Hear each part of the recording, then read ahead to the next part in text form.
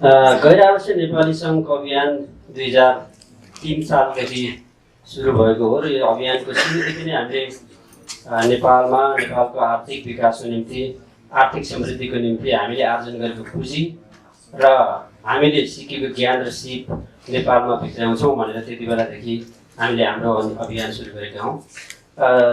2003देखिको यो अभियान पश्चात नेपालमा गैर आवश्यक नेपाली साथीहरूले थुप्रै लगानी गर्नुभएको छ।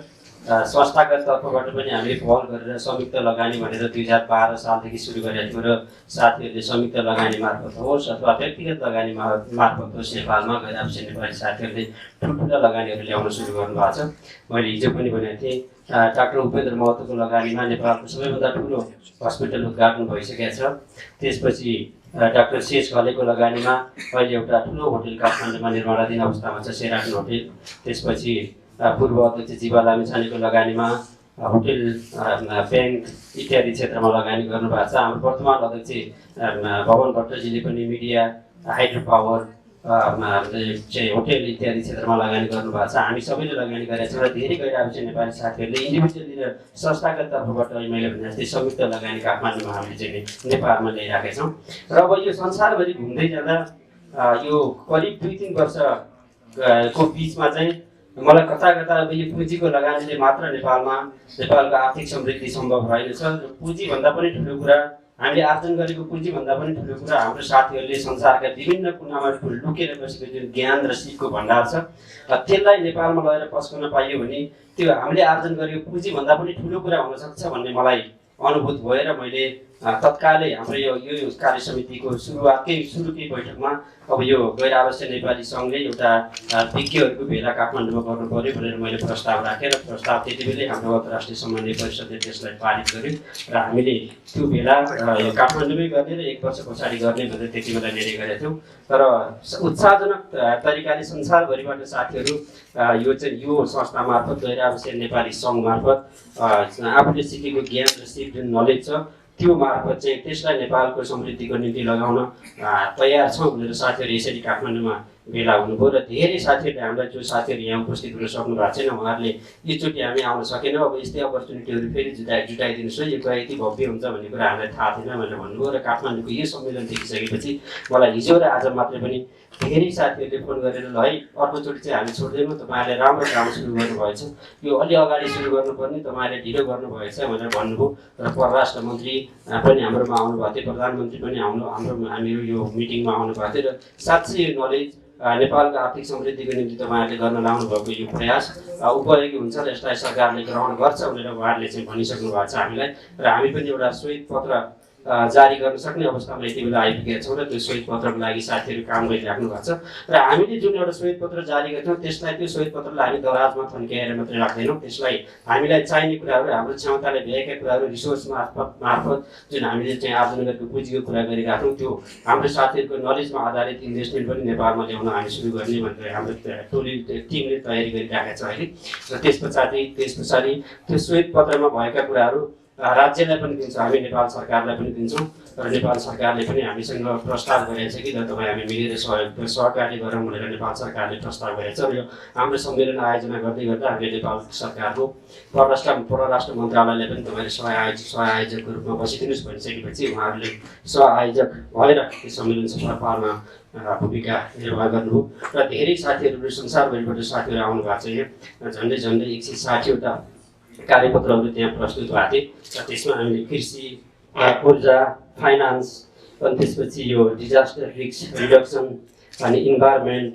Hydro power, infrastructure, health, education, science and technology, अनि यो टेक्नोलोजी ट्रान्सफर इत्यादि विषयमा चाहिँ गहन छलफल हामीले गऱ्यौँ र त्यो श्वेत पत्र जारी भइसकेपछि डिटेलमा आउँछ र यसमा भएको टेक्निकल पाटाहरूको केही क्वेसनहरू छन्, संस्थाको लागि केही क्वेसनहरू छन् भने तपाईँहरूले हामीलाई ती क्वेसनहरू गर्न सक्नुहुन्छ र केही टेक्निकल पाटोको बारेमा हामीलाई चाहिँ यहाँ हाम्रो चाहिँ यो उहाँ पनि संयोजक भएर यो कार्यक्रमको कोअर्डिनेसन गरिराख्नु भएको छ राजीले, हामीलाई सुरुदेखि नै एकदमै धेरै सहयोग गरिराख्नु भएको छ।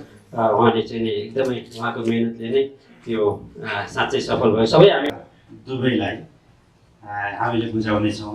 आज जे हामीले तयारी गरेका छौँ त्यो समरी मात्रै हो,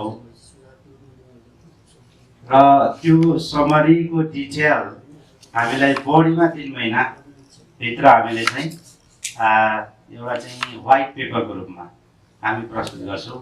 मानिलिउँ भने अब 19वटा हाम्रो जुन सेसन थियो त्यसमा चाहिँ हरेक क्षेत्रलाई छोएको छ। भनेपछि सरकारका सबै नीतिसँग जोडिएका विषय छन्, त्योसँग प्रायः सबै मन्त्रालयसँग जोडिएका विषय छन्। त्यसो हामीले यहाँ जे समरी भन्छौँ त्यो खालि सरकारको यो नीतिमा चाहिँ यहाँनिर संशोधन गर्नुपर्नेछ भने मात्रै तपाईँले यहाँ पाउनुहुन्छ। कुन धारामा के संशोधन गर्नुपर्छ आदि त्यसको डिटेल पेपर हामीले व्हाइट पेपर भन्ने छ। त्यो हामीलाई चाहिँ दसैँ तिहार भयो हुनाले 1 महिनामा अलिक कठिन होला, तर अब 3 महिना भनेको छौँ। सकेसम्म त्योभन्दा पहिले हामी दिन चाहिँ कोसिस गर्नेछौँ। र यो भन्नुभन्दा पहिला अलिकति छलफललाई चाहिँ सहजीकरण गर्नको लागि म के भन्नु भने यहाँ हाम्रो नेपाल सरकारको प्रतिनिधि पनि हुनुहुन्छ डाक्टर डमरू पौडेल। उहाँ चाहिँ यो कमिटीको सरकारको तर्फबाट रेडियोजन अफिसर हुनुहुन्थ्यो। सुरुदेखिको प्लानिङ सेसनदेखि नै सरकारको इन्भल्भमेन्ट छ। र हामीले यो कमिटी बनाउँदाखेरि हरेक 1917मा प्रायः चाहिँ सबैमा एउटा नेपालको तर्फबाट र एउटा चाहिँ गैर आवासीय नेपालीको तर्फबाट राखेका थियौँ। त्यसको कारण के थियो भने नेपालमा भएका समस्याहरू, नीतिगत समस्याहरू, व्यवहारिक समस्याहरू, यहाँका आवश्यकताहरू कमसेकम यहाँको चाहिँ कोअर्डिनेटरले आइडेन्टिफाई गर्न सक्छ र बाहिरको कोअर्डिनेटरले कमसेकम त्यसलाई कसरी फुलफिल गर्ने, जो चाहिँ नीतिगत ग्याप्सेसहरू के छन्, नलेजका ग्याप्स के छन्, त्यसलाई हामीले बाहिर कसरी सहयोग गर्न सक्छौँ भने दुईवटा हाम्रो कमिटी सँगसँगै कोअर्डिनेटर हुनुहुन्थ्यो। आज यहाँ मिक्स खालको छ, धेरै जस्तो फर्की पनि सक्नुभयो। त्यस हुनाले हाम्रो अब्जेक्टिभ के थियो भन्दा चाहिँ समृद्ध र सुखी नेपाल बनाउनको लागि हामीसँग प्राकृतिक जनशक्ति छ कि छैन, स्किल मेन पावर छ कि छैन, अहिले भइराखेका नीतिहरूमा यो समय सापेक्षिक छ कि छैन, अन्तर्राष्ट्रिय प्र्याक्टिसभन्दा चाहिँ फरक छन् कि छैनन्, यो ग्लोबल वर्ल्डमा चाहिँ यो अहिलेका नीतिले सँग म्याच हुने खालका नीति छन् कि छैनन्, पहिला त्यो आइडेन्टिफाई गर्ने स्किल मेन पावर नलेज र नीतिमा, र त्यसमा हामीले कसरी कन्ट्रिब्युसन गर्न सक्छौँ। एउटा दुईवटा उद्देश्य थियो भने अर्को चाहिँ बाहिर बस्ने चाहिँ सबै गैर आवासीय नेपालीहरूमा कस्तो खालको पोटेन्सियल छ त, कुन क्षेत्रमा कतिजना विज्ञ हामी छौँ, त्यो हामीसँग डेटाबेस नभइकन हामीले सरकारले सहयोग गर्छौँ भनेर पनि भएन।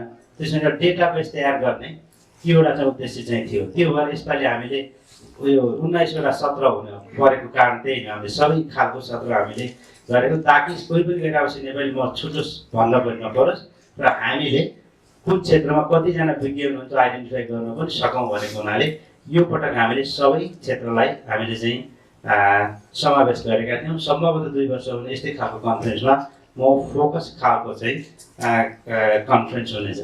अब यसपछि के हुन्छ भन्ने कुरामा यो हामीले एकछिनमा के सुझावहरू दिनेछौँ हामी भन्छौँ डिटेलमा हरेक सेसनलाई। मैले अघि नै भने जस्तै बढीमा 3 महिना एउटा व्हाइट पेपर चाहिँ हामीले चाहिँ तयार गर्छौँ। त्यो गैर आवासीय नेपाली सङ्घले नेपाल सरकार र सम्बन्धित निकायमा समय चाहिँ यो सबमिट गर्नेछ र त्यसको कोअर्डिनेसन सम्भवतः हाम्रो लिएजन मिनिस्ट्री चाहिँ फोरेन मिनिस्ट्री भयो हुनाले र फोरेन मिनिस्ट्री चाहिँ यो कन्भेन्सनमा सुरुदेखि इन्भल्भ भयो भने सायद यहाँ र हामीले प्रधानमन्त्री कार्यालयमा 2 कपी हामी चाहिँ बुझाउनेछौँ। म यति भनेर हामी बिहान हिजो सम्मेलन सकिसकेपछि यो सबै सेसनको रिभ्यू गर्न चाहिँ हामी 3 घन्टा जति बैठक गर्छौँ र त्यो रिभ्यूमा हामीले हाइलाइट गर्नुपर्ने विषय हरेक कुरामा यहाँ चाहिँ तपाईँहरूको समक्ष चाहिँ हामी पेस गर्न चाहिँ चाहन्छौँ। र यो डकुमेन्ट्स पनि हाम्रो मेम्बर सेक्रेटरी डाक्टर हरिदा अमेरिकन फिजिकल सोसाइटीमा एडिटर हुनुहुन्छ, उहाँले तयार गर्नुभएको छ र उहाँले बुझाएको रूपमा सरस्वती पेस गर्नुहुनेछ। र कुनै विषयमा तपाईँको स्पेसिफिक क्वेसनहरू छ भने सम्बन्धित विज्ञहरूले त्यसको जवाब दिनुहुनेछ। र म चाहिँ अब Hari दाहाज्यूलाई knowledge convention and recommendations. Based on the knowledge shared through the paper presentations, panel members' input, and participants' questions and experts' answers, the organizing committee draws certain conclusions and recommendations that are presented below for respective sessions. Plenary session. Science and technology policy.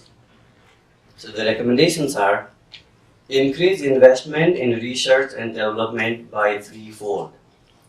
Prepare and utilize skilled human resources. Formulate visionary science and technology policy and set priorities. Enhance and institutionalize collaboration. Mobilize nrna's resources in support of all the above conclusions. Plenary Session 2. Knowledge-based economy and development pathways. Develop vision, targets, and conducive pathways for knowledge-based economy. Achieve double-digit growth by embracing evidence-based policies and programs for technology development and emerging drivers such as greater access to information and mobilization of young demography. Manage inequality, disparity, and distributional issues across income groups as well as across geographical regions. Prioritize structural transformation in key sectors such as agricultural modernization, service sector development, and competitively advantaged sectors of industries. Facilitate capital, skill, and knowledge investment and access to international market, tourism, and trade promotion in collaboration with NR. मन्त्रालयमा बोलाएर उहाँहरूसँग चाहिँ एउटा meeting गरायौँ र त्यस पछाडि चाहिँ हाम्रो गभर्मेन्टको तर्फबाट पनि पार्टिसिपेसन बढ्यो। जस्तो अहिलेको यो कन्फरेन्सको विभिन्न सत्रहरूमा गभर्मेन्टको तर्फबाट पनि प्रेजेन्टेसन भएका छन्। त्यस पछाडि हामीले दुईटा चाहिँ यसमा चाहिँ थिम पनि हामीले एड गरेका छौँ। त्यो फाइनान्सियल पोलिसिज एन्ड इन्भेस्टमेन्ट भनेर सोसल सेक्युरिटी एन्ड गभर्नेन्स भन्ने चाहिँ गभर्मेन्टको तर्फबाट प्रस्ताव गरिएको थियो र त्यो यसमा चाहिँ राखियो। र अनि त्यस पछाडि हामीले चाहिँ यो गभर्मेन्टको लोगो पनि युज गरेर सँगसँगै यो यसलाई चाहिँ अगाडि लाने भनेर हामीले हरेक त्यो चाहिँ डकुमेन्टहरूमा गभर्मेन्टको लोगो पनि सँगसँगै युज गरिरहेको छौँ र यो चाहिँ गभर्मेन्टको फुल्ली सहकार्य छ यसमा। र अर्को कुरा चाहिँ के छ भन्दाखेरि यो अब मैले भन्नै पर्छ, यो चाहिँ गभर्मेन्टले पनि यस्तो सम्मेलनहरू गर्नुपर्छ। एनआरएनले सुरु गरेको छ। गभर्मेन्टमा यस्ता पोलिसी ल्याब्सेसहरू यति धेरै छन् कि यस्तो रिसर्च बेस्ड पोलिसी बनाउनको लागि हामीलाई यति धेरै इनपुट चाहिएको छ कि त्यो चाहिँ अब गभर्मेन्टका पोलिसीहरू सफल कतिपय छन्, कति नहुनुको कारण चाहिँ यही हाम्रो चाहिँ ल्याब्सेस यसैमा थियो। त्यसको सुरुवात चाहिँ गैरावासीय नेपाली सङ्घले गरेको छ, जुन चाहिँ एकदमै ऐतिहासिक छ र हामीले एउटा गभर्मेन्टको तर्फबाट पनि गैरावासीय नेपालीलाई हेर्ने हाम्रो दृष्टिकोणमै यसले चाहिँ ठुलो परिवर्तन ल्याएको छ। गैरावासीय नेपालीसँग ज्ञानको भण्डार छ, प्रविधिको भण्डार छ, त्यसलाई चाहिँ हामीले ल्याउनुपर्छ। नेपाल सरकारले त्योसँग सहकार्य गरेर चाहिँ अगाडि बढ्नुपर्छ भन्ने चाहिँ सरकारले महसुस गरेको मैले पनि पाएको छु विभिन्न सरकारी निकायहरूसँग कुरा गर्दाखेरि। र गभर्मेन्टले पनि एउटा पोलिसी इन्स्टिट्युट भर्खरै बनाएको छ, प्रधानमन्त्रीले पनि भन्नुभयो। अब त्योसँग सहकार्य गर्न सकिन्छ कि अथवा विभिन्न मन्त्रालयसँग गर्न सकिन्छ कि भन्ने कुराहरू चाहिँ छ। र यो जुन डिटेलमा चाहिँ गैरावासीय नेपाली सङ्घको यो आयोजक कमिटीले जब श्वेत पत्र जारी गर्छ, त्यो श्वेत पत्र चाहिँ हामी आइदर प्रधानमन्त्री कार्यालय मार्फत अथवा चाहिँ परराष्ट्र मन्त्रालय मार्फत प्राप्त गर्दा सम्बन्धित मन्त्रालयहरूमा चाहिँ कोअर्डिनेट गरेर पठाउनेछौँ। र त्यो इम्प्लिमेन्टको चाहिँ परराष्ट्र मन्त्रालय प्लस गैरावासीय नेपाली दुवैले चाहिँ त्यसलाई फलोअप गरेर लागू गर्न प्रयत्न गर्छौँ। धन्यवाद। एउटा काम सुरु गर्छ, लागू कहिले नभने जस्तो देखिया भने तपाईँले चिन्ता गर्नुभयो होला। 2 वर्षमा नेतृत्व परिवर्तन हुन्छ र यसरी यस्ता ठुला निर्णयहरू कन्भेन्सनहरू गर्दै जानुहुन्छ, त्यो अलपत्र पर्ने त होइन भन्ने चिन्ता गर्नुभयो होला। गैरावासीय नेपाली सङ्घमा नेतृत्व परिवर्तन हुँदैमा त्यो 2 वर्षमा अधिवेशन भएर नयाँ नेतृत्व आउँदैमा अर्कोले थालेका कामहरू छोड्ने भन्ने हाम्रो चलन छैन, त्यो हुँदैन। हामी चाहिँ यो श्वेत पत्रमा अघि पछाडि पनि प्रश्न निक्ल्यो कि यो तपाईँहरू कसरी लागू गर्नुहुन्छ भनेर भन्नु।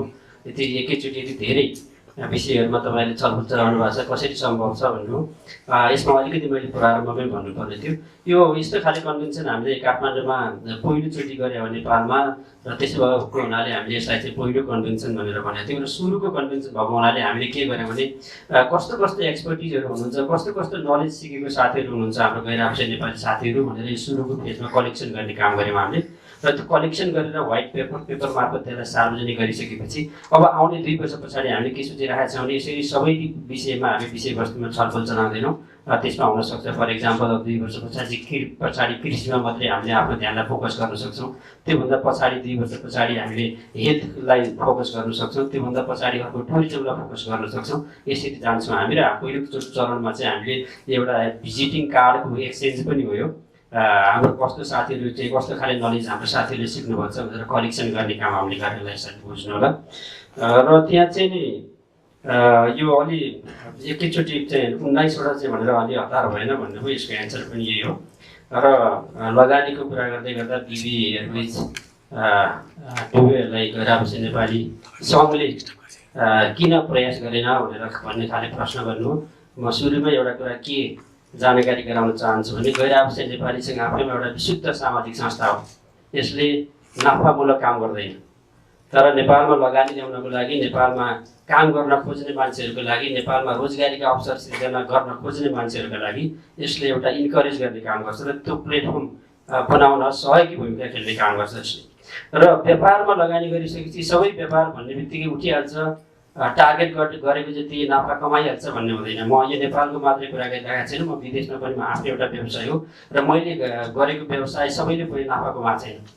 मेरो घाटामा गएका व्यवसायहरू पनि छन्, ओभरअलमा नाफामा जानु पऱ्यो। र अहिले भवनजीको बिबी एयरवेजको कुरा गर्नुभयो। यो बिबी एयरवेजलाई उठाउनको लागि उहाँले यो उहाँको गैराबसे नेपाली सङ्घको बिजनेस होइन, यो उहाँको बिजनेस हो। त्यसो भएको हुनाले उहाँले अहिले पनि प्रयास गरिराख्नु भएको छ। म बिबी एयरवेज फेरि उठाउँछु भनेर लागिराख्नु भएको छ, मिहिनेत गरिराख्नु भएको छ। र व्यवसायमा कहिलेकाहीँ गर्दै जाँदा छिटो हुन्छ, कहिलेकाहीँ ढिलो हुन्छ। र गैराबसे नेपाली साथीहरू पनि तपाईँले भने जस्तै 32 बिबी एयरवेज नेपालको आकाशमा उड्दै हुन्थ्यो भनेर भनिराख्नु भएको छ, चाहनु भएको छ। र गैराबसे नेपाली साथीहरूको उहाँले सहयोग माग्नुभयो भने सहयोग गर्नको निम्ति गैराबसे नेपालीहरू लगानी मार्फत सहयोग गर्नको निम्ति पनि तयार हुनुहुन्छ। त्यसो भएको हुनाले गैराबसे नेपालीहरूले बिगारिदिएको प्रोजेक्ट होइन, गैराबसे नेपालीहरूले सहयोग गर्न खोजेको प्रोजेक्ट हो। धन्यवाद। खास केही छैन, यो दुईवटा कुरा अलिकति छुटेको जस्तो लाग्यो। यो बाइ द वे यो हाम्रो व्हाइट पेपर पनि होइन, यो चाहिँ हाम्रो डिक्लेरेसन पनि होइन। हामी स्टिल वर्किङ अन इट। तपाईँहरूलाई हामीले नबनाएको कारण के हो भने यहाँ सर्टेन टाइपोजहरू पनि छ, किनभने हाम्रो मेम्बर सेक्रेटरीले यहाँ आउनुभन्दा 5 मिनट पहिले पनि यहाँले इमेजिन गर्न सक्नुहुन्छ हिजो कन्फरेन्स सकियो, बिहान हामी मिटिङ बस्यौँ, 2-3 घन्टामा यति डिटेलमा नेपाल सरकारले सबै पोलिसीलाई हिट गर्ने गरी यहाँ डकुमेन्ट्स बनाउन चाहिँ केही कमी कमजोरी भएको छन्। तर मिसइन्फर्मेसन चाहिँ हामीले हुँदैन। हामीले यसलाई फाइनल गरेर आज साँझसम्ममा रिलिज गर्छौँ। यो चाहिँ समरी अफ फाइन्डिङ मात्रै हो, व्हाइट पेपर चाहिँ यो होइन। म जानकारीको लागि केही टाइपोज र ल्याङ्ग्वेजमा आदि भएको भए म अर्गनाइजिङ कमिटीको तर्फबाट क्षमा प्रार्थी छु। अब सहभागिता कम किन भयो भन्ने कुरामा म चाहिँ विज्ञानको फिजिक्सको विद्यार्थी 2046 सालमा क्याम्पस सुरु गरेँ। अनि यहाँ चाहिँ अब आन्दोलनमा भाषामा जति धेरै मान्छे जम्मा गर्यो त्यति नै त्यसलाई सफल भएको मानिने। पहिलोचोटि म विदेश गएँ, एउटा साइन्टिफिक सेमिनार भयो, त्यहाँ चाहिँ म त नेपाली मेन्टालिटीले गएर राख्ने फलाना देशको एकदमै फेमस साइन्टिस्टको चाहिँ के अरे सेमिनार छ भनेर एटेन्ड गर्न गएको। भित्रजना 10 जना मात्रै बसिरहेको थिएँ। म त बडा सकमा यस्तो ठुलो मान्छे। पछि बुझ्दै जाँदा के रहेछ भने यो सहभागिता भन्दा पनि हामीले यो जुन बुकलेट तयार गर्यौँ, यो बुकलेट इन्फर्मेसन मिसिङ छैन। यहाँ जति उहाँले बोल्न सक्ने बोल्ने कुराहरू एक्स्ट्राको फर्ममा आएको छ, त्योसँग रिलेभेन्ट कुराहरू रेफरेन्सको फर्ममा आएको छ, त्यो नलेज चाहिँ मिसिङ चाहिँ छैन। र यस्तो खालको सेमिनारमा त्योसँग सम्बन्धित मात्रै मान्छेको सहभागिता हुन्छ। यसपालि हामीले 5वटा चाहिँ ट्राभल सेसन सँगसँगै गरेका थियौँ। त्यो भएर पनि अलिकति सहभागिता कम देखिएको जस्तो लाग्छ। तर त्यसको डेलिभरी कस्तो भयो भन्ने चाहिँ महत्त्वपूर्ण। अवश्य पनि धेरैजनाको तपाईलाई यो भिडियो मन पर्यो, हाम्रो च्यानललाई सब्स्क्राइब गर्नुहोस् अनि भिडियोलाई लाइक, शेयर र कमेन्ट गर्नुहोस्। तपाईले हामीलाई सामाजिक सञ्जाल फेसबुक, ट्विटरमा पनि फलो गर्न सक्नुहुन्छ, लाइक गर्न सक्नुहुन्छ।